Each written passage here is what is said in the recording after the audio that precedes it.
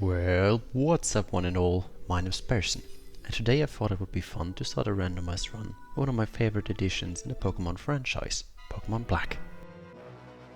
As this is not an intended setting, we will put some rules in place to make it more entertaining / challenging. First off, we're using a Nuzlocke variant, that I can only catch one Pokemon per area, mostly the first one I see. If I accidentally make it faint, tough luck, but I have to carry on.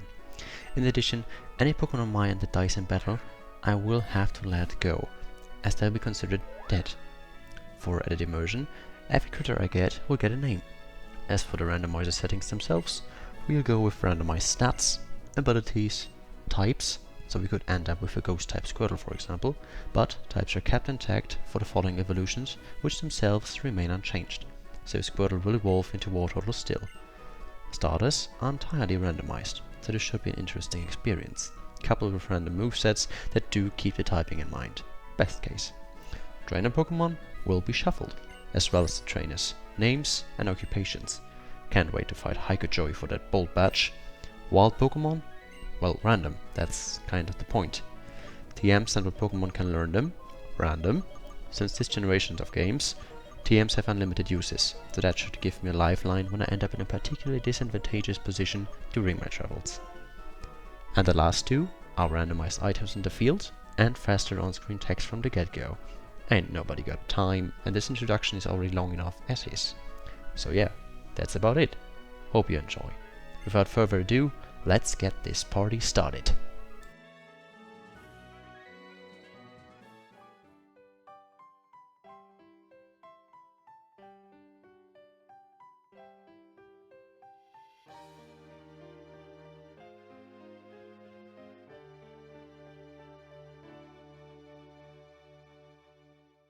We start our journey in our hometown of November, where our two friends and eventual rivals, Jaren and Bianca, are waiting around our room, eager to open a package from Professor Juniper, containing our potential starters. As per usual, Bianca is the last one to arrive to the party. Just like Christmas, barely glancing over the added gift card, we quickly throw it away to make way for a truly marvelous sight. Ah, there they are. Mildly disappointed with seeing Tepig here, we look over the other options, which are Igglybuff and Trapinch. I think our mind is set. After securing ourselves the neatest looking starter, we let our friends decide who have to split the remaining Tepig and Igglybuff amongst themselves. But they make their choices, just in time too, because our good friend our good friend Fan Scarlet wants to fight us. Well, bring it on, I say. Quite fitting for a klutzy character, she sends out Igglybuff, who, as we remember, has the same typing as our Trapinch. Doesn't mean, however, that they have the same attacks too. I immediately checked the stats of our starter to find this grass-type Trapinch has a definite focus on special attack, which goes greatly with Judgment as our first and, sadly, only move. Since we have no plates yet, it remains a normal move, something that will never bite us in the ass. Promised. Scarlet's Igglybuff proves to be no challenge whatsoever. With a few well-placed judgments, we make short work of our Pokemon, and just in time too, since Jaren is already getting ready for his turn. Thoroughly unfazed by the devastation our Pokemon fight just brought to our very room, we let Jaren heal our Pokemon. Shortly thereafter, we challenge Jasmine to a Pokemon fight, and she sends out her Ghost-type Tepig. Wait, Ghost-type? This is bad. As you can all imagine, this is a fight we just cannot win. We only have one move at our disposal, which is Judgment, a normal type move that can't hit ghosts. So yeah, this is a scenario we just cannot overcome. Well played indeed, Jasmine. I'll give you this one. Our only saving grace at this point really is that the Nuzlocke rules aren't in place yet, since we haven't encountered our first wild Pokemon. But in the foreseeable future, Jasmine will be a very, very fearsome opponent. Having no other choice, we accept defeat, as Jasmine rubs her victory in our face some more, before heading down with Scarlet. We reluctantly follow where Mom awaits us, to hand us our cross transceiver. Stepping outside, we observe Scarlet heading home. We grab before meeting up with our friends at Professor Juniper's lab. The professor herself is ecstatic to see us, and allows us to finally name our starter. I myself choose Brunswick, as is the tradition for my starter since Gen 3. She tasks us with filling the Pokédex, as per usual, before storming off herself. Outside the lab, who should await us but Mom, to hint a lot of us our very own maps. She even brought one for each of my fans? This will get really awkward, real quick, I can feel it. On the outskirts of town, we find our fangirls Scarlet and Jasmine, who are absolutely eager to take the first step of our journey with us. Yeah, alright, they are my fans. I accept it.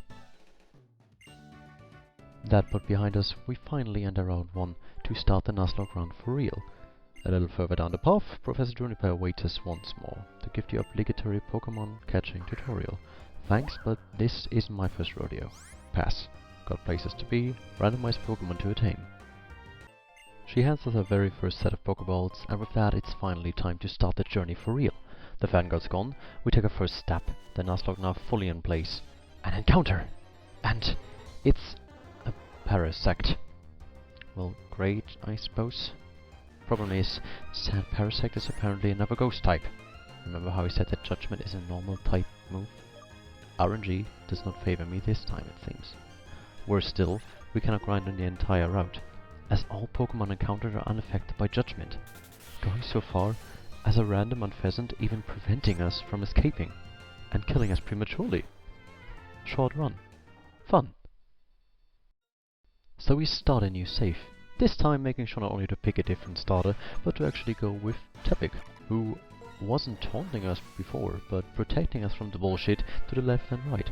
As we now know, Trapinch, while an awesome Pokemon, is barely salvageable here. I fear Igglybuff wouldn't fare much better. We checked Tepig's stats here, and yes, he does appear to be a very solid choice overall, especially his ability. We Shadow Punch our way to an easy victory as our girl Scarlet gets stuck with her old Trapinch. Even a dreaded fight against best girl Jasmine becomes a cakewalk. Crisis averted, as I knew about Tepig also learned Shadow Ball at the end of the battle, giving us a nice free moves to work with from here on out.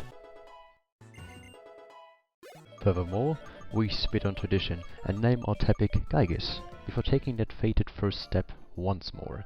We also ignore Scarlet's plea for a catching challenge, because come on Scarls, this is a Nuzlocke, ain't nobody got time for catching the Pokemons. So far so good. Oh no. Please be something good this time. A Mudkip? Heck yeah, I'll take that. We eventually lick it into submission, or so you'd think, but Mudkip simply refuses to get caught.